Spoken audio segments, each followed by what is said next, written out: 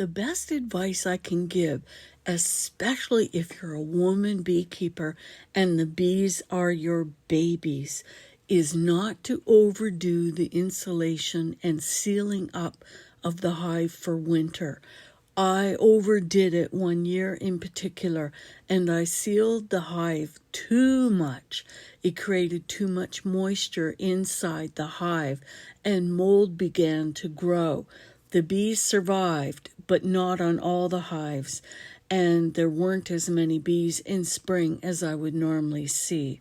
I used to use the bee cozies, the black plastic insulated wraps, but I found that the way they were designed, the insulation would get wet during the winter season, and then all through spring and summer, I could never get them dried out, so I quit using them.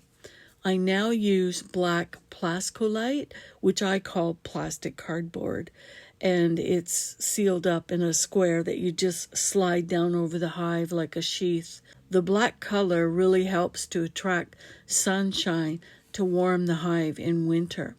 The main thing I want to point out is to make sure that a cold bee can find the entrances when she's flying back to the hive after a poop in winter. Make sure that the upper and lower entrances are clear enough that the bee can find her way in easily.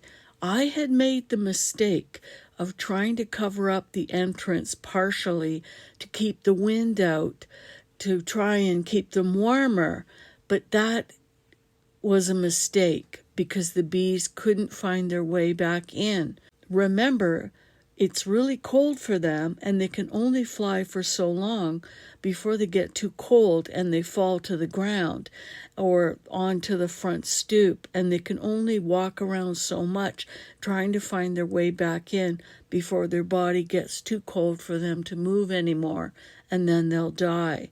In the one photo, you can see a pile of dead bees in the corner that I think couldn't find their way back inside the hive and died in that corner, and I am to blame for that. Using bright paint or tape around the entrance to make it stand out like a signpost is all that a bee needs to see to save her life.